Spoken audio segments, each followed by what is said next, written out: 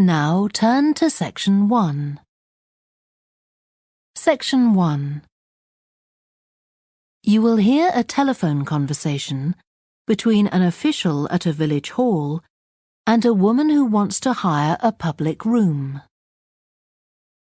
First, you have some time to look at questions 1 to 6.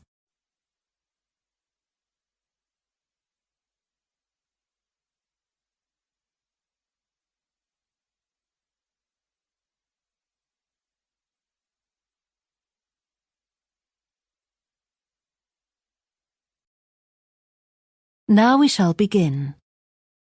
You should answer the questions as you listen, because you will not hear the recording a second time. Listen carefully and answer questions 1 to 6. Hello? Oh, hello. I wanted to inquire about hiring a room in the village hall for the evening of September the 1st. Let me just see. Yes, we have both rooms available that evening. There's our main hall, that's got seating for 200 people. Or there's the Charlton room. Sorry? The Charlton room, CHARLTON.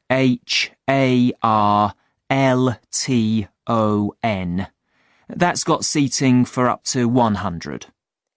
Well, we're organising a dinner to raise money for a charity, and we're hoping for at least 150 people.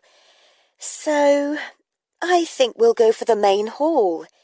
How much would that cost? Let's see. You wanted it for the evening of September the 1st? Yes, that's a Saturday.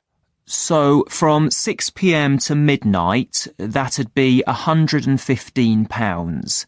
That's the weekend price. It's £75 on weekdays. That's all right. And I have to tell you, there's also a deposit of £250, which is returnable, of course, as long as there's no damage. But we do insist that this is paid in cash. We don't take cards for that. You can pay the actual rent of the room however you like, though. Cash, credit card, cheque. Oh, well, I suppose that's okay. So, does the charge include use of tables and chairs and so on? Oh, yes. And what about parking? Yeah, that's all included. The only thing that isn't included is, you said you were organising a dinner? Yeah. Well, you'll have to pay extra for the kitchen if you want to use that. It's £25. It's got very good facilities, good quality cookers and fridges and so on. OK. Well, I suppose that's all right. We can cover the cost in our entry charges. Right, so I'll make a note of that. Now, there are just 1 or 2 things you need to think about before the event. For example, you'll have to see about getting a licence if you're planning to have any music during the meal. Oh, really? It's quite straightforward. I'll give you the details later on. And about a week or 10 days before your event, you'll need to contact the caretaker, that's Mr. Evans, to make the arrangements for entry. He'll sort that out with you. And do I give him the payment as well? No, you do that directly with me. Before you hear the rest of the conversation, you have some time to look at questions 7 to 10.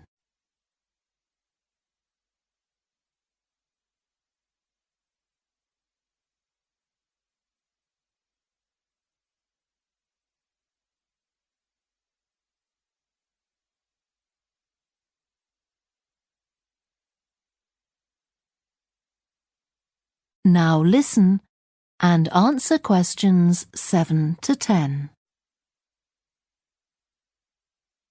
Right. Now, is there anything I need to know about what happens during the event? Well, as you'll be aware, of course, the building is no smoking throughout. Of course. Now, are you having a band? Yes.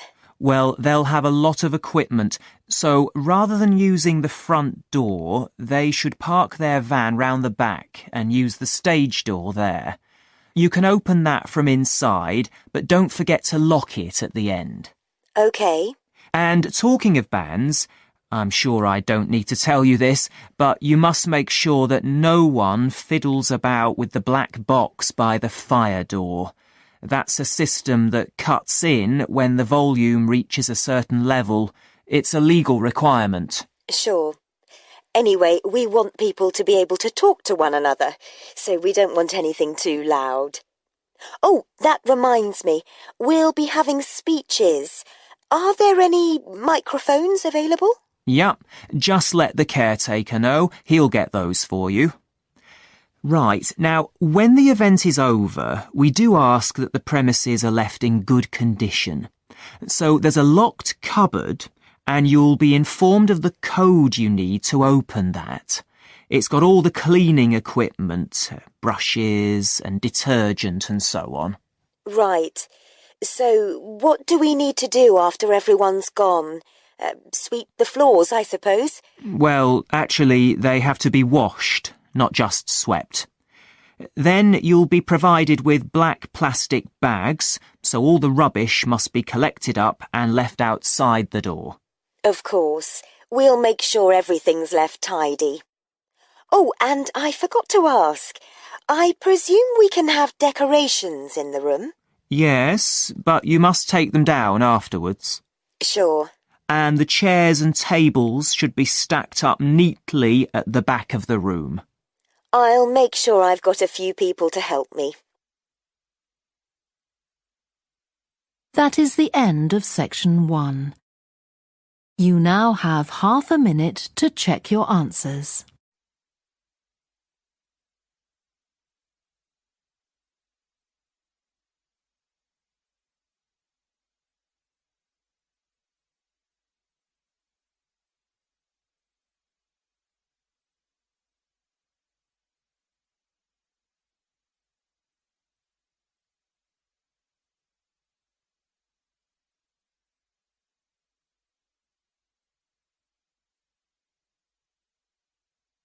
Now turn to section 2.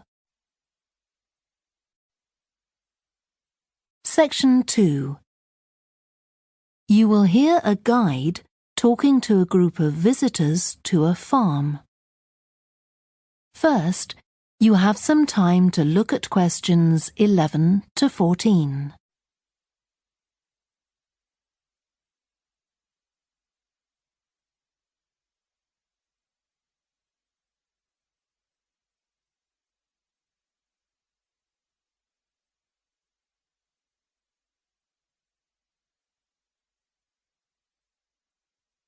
Listen carefully and answer questions 11 to 14.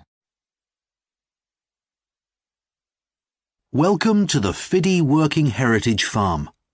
This open-air museum gives you the experience of agriculture and rural life in the English countryside at the end of the 19th century. So you'll see a typical farm of that period, and like me, all the staff are dressed in clothes of that time. I must give you some advice and safety tips before we go any further. As it's a working farm, please don't frighten or injure the animals. We have a lot here, and many of them are breeds that are now quite rare. And do stay at a safe distance from the tools. Some of them have sharp points, which can be pretty dangerous, so please don't touch them. We don't want any accidents, do we? The ground is very uneven, and you might slip if you're wearing sandals, so I'm glad to see you're all wearing shoes. We always advise people to do that.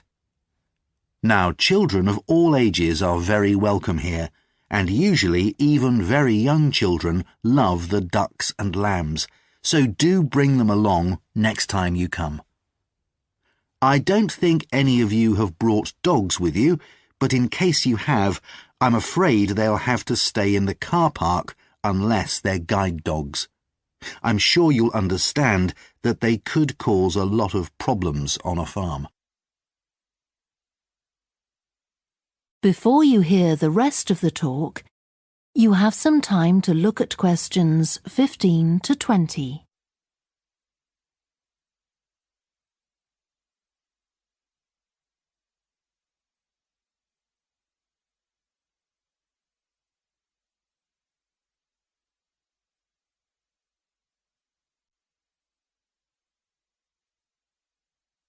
Now listen and answer questions 15 to 20.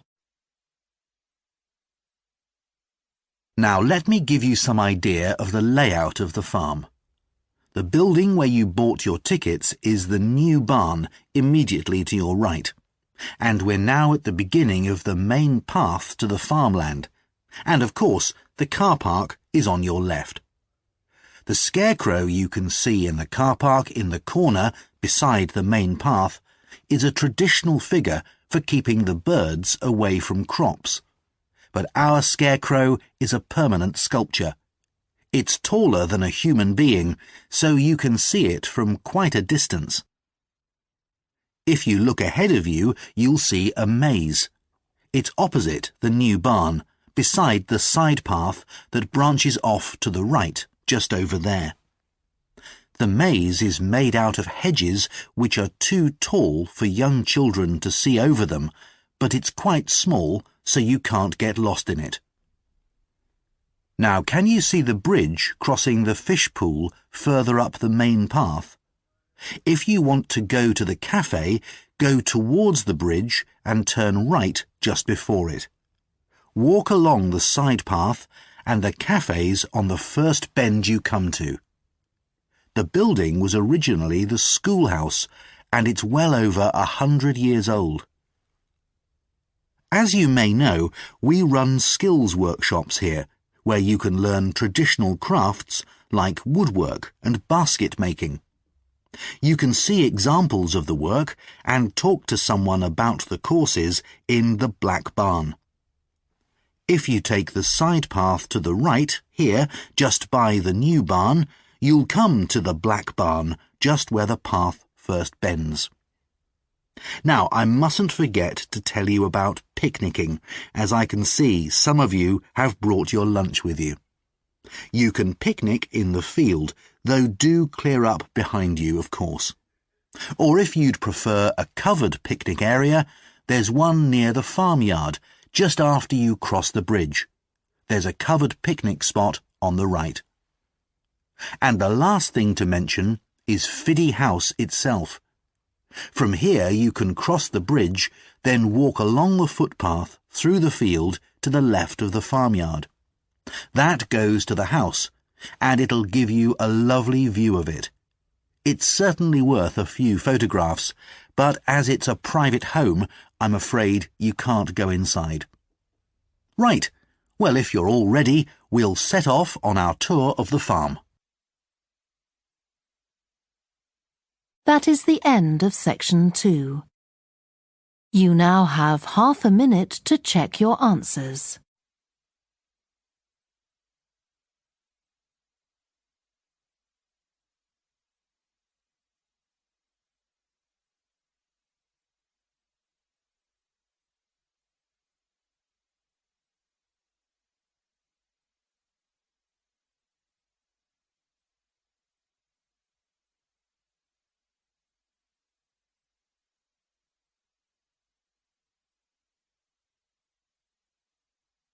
Now turn to section 3. Section 3. You will hear two psychology students called Lisa and Greg discussing a project they have to do. First, you have some time to look at questions 21 to 27.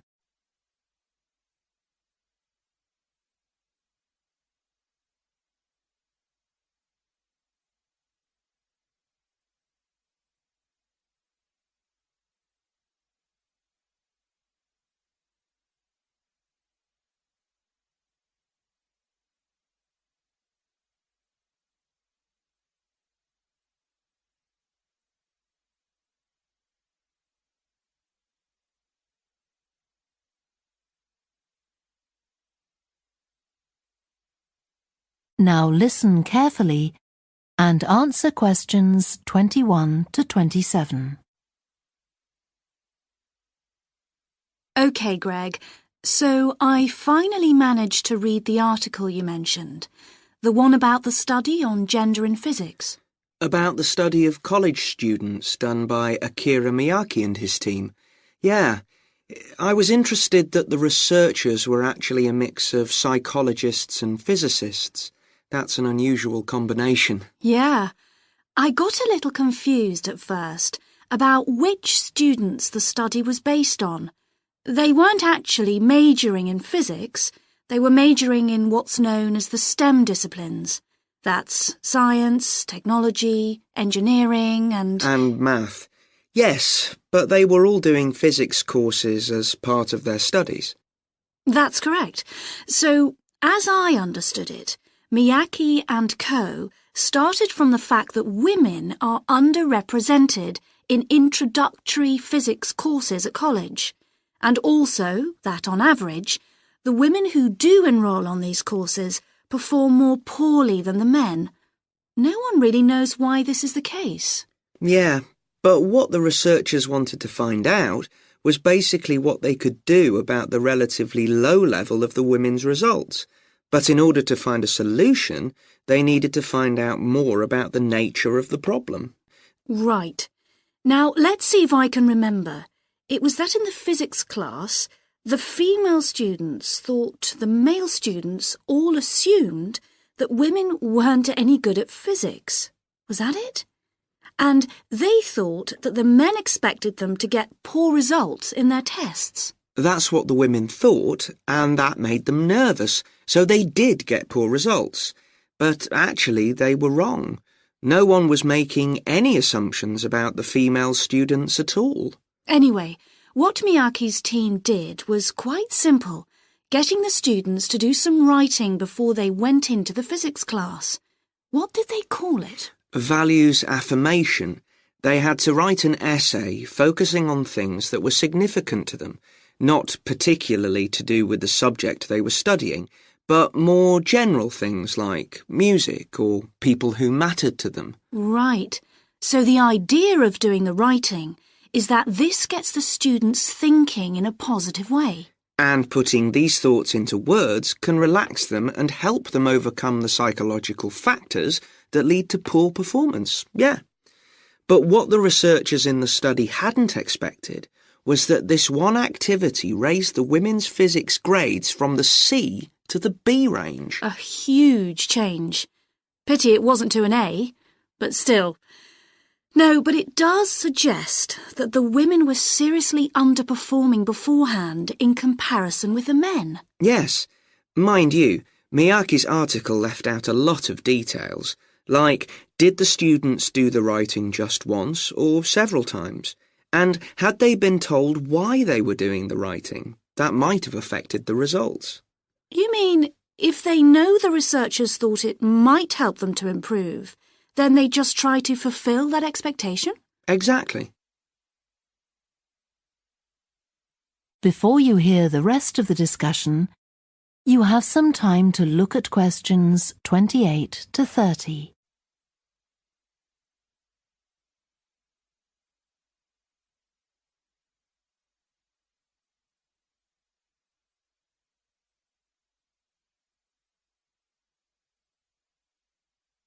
Now listen and answer questions 28 to 30. So anyway, I thought for our project we could do a similar study, but investigate whether it really was the writing activity that had that result. OK, so we could ask them to do a writing task about something completely different, something more factual, like a general knowledge topic. Maybe. Or we could have half the students doing a writing task and half doing something else, like an oral task. Or even half do the same writing task as in the original research and half do a factual writing task. Then we'd see if it really is the topic that made the difference or something else. That's it. Good. So, at our meeting with the supervisor on Monday, we can tell him we've decided on our project. We should have our aims ready by then. I suppose we need to read the original study. The article's just a summary. And there was another article I read by Smolinski. It was about her research on how women and men perform in mixed teams in class, compared with single-sex teams and on their own. Let me guess. The women were better at teamwork. That's what I expected. But actually, the men and the women got the same results, whether they were working in teams or on their own. But I guess it's not that relevant to us. What worries me, anyway, is how we're going to get everything done in the time. We'll be okay now we know what we're doing. Though I'm not clear how we assess whether the students in our experiment actually make any progress or not. No, we may need some advice on that. The main thing's to make sure we have the right size sample, not too big or too small. That shouldn't be difficult. Right, what do we need to do next? We could have a look at the timetable for the science classes, or perhaps we should just make an appointment to see one of the science professors. That'd be better. Great. And we could even get to observe one of the classes. What for? Well, OK, maybe let's just go with your idea. Right, well, I think that's everything for now. That is the end of section 3. You now have half a minute to check your answers.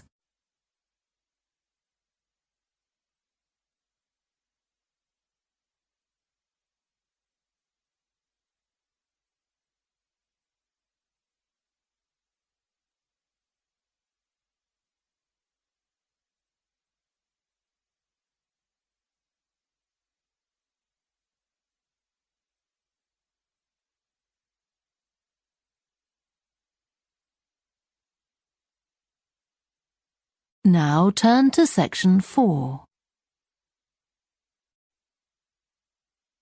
Section 4. You will hear part of a student presentation about the variety of different species that live in the world's oceans. First, you have some time to look at questions 31 to 40.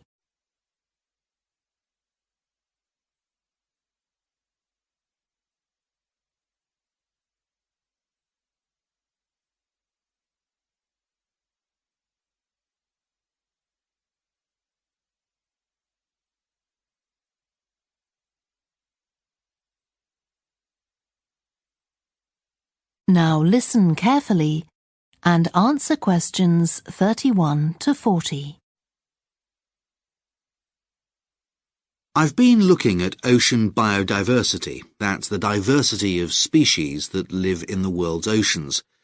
About 20 years ago, biologists developed the idea of what they called biodiversity hotspots. These are the areas which have the greatest mixture of species. So one example is Madagascar. These hotspots are significant because they allow us to locate key areas for focusing efforts at conservation. Biologists can identify hotspots on land fairly easily, but until recently, very little was known about species distribution and diversity in the oceans, and no one even knew if hotspots existed there.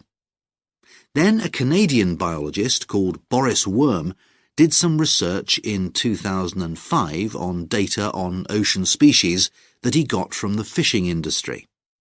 Worm located 5 hotspots for large ocean predators, like sharks, and looked at what they had in common. The main thing he'd expected to find was that they had very high concentrations of food, but to his surprise, that was only true for 4 of the hotspots. The remaining hotspot was quite badly off in that regard. But what he did find was that in all cases, the water at the surface of the ocean had relatively high temperatures, even when it was cool at greater depths. So, this seemed to be a factor in supporting a diverse range of these large predators. However, This wasn't enough on its own, because he also found that the water needed to have enough oxygen in it. So these two factors seemed necessary to support the high metabolic rate of these large fish. A couple of years later, in 2007, a researcher called Lisa Balance, who was working in California, also started looking for ocean hotspots, but not for fish. What she was interested in was marine mammals, things like seals. And she found 3 places in the oceans which were hotspots, and what these had in common was that these hotspots were all located at boundaries between ocean currents. And this seems to be the sort of place that has lots of the plankton that some of these species feed on. So now people who want to protect the species that are endangered need to get as much information as possible. For example, there's an international project called the Census of Marine Life. They've been surveying oceans all over the world, including the Arctic. One thing they found there, which stunned other researchers, was that there were large numbers of species which live below the ice, sometimes under a layer up to 20 meters thick. Some of these species had never been seen before. They've even found species of octopus living in these conditions. And other scientists working on the same project but researching very different habitats on the ocean floor have found large numbers of species congregating around volcanoes, attracted to them by the warmth and nutrients there.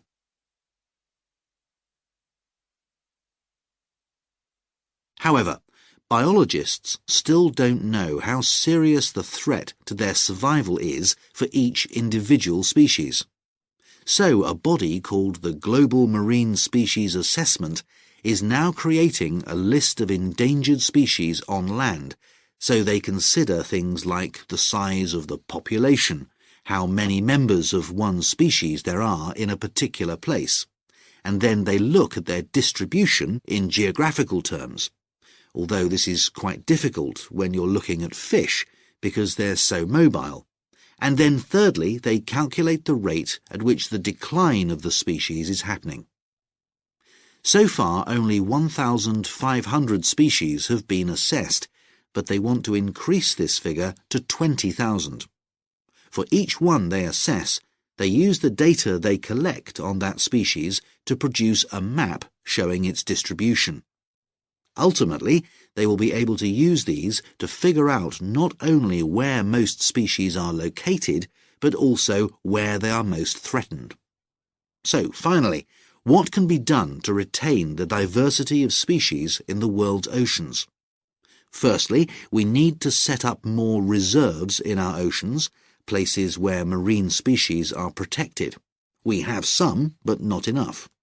In addition, to preserve species such as leatherback turtles, which live out in the high seas but have their nesting sites on the American coast, we need to create corridors for migration, so they can get from one area to another safely.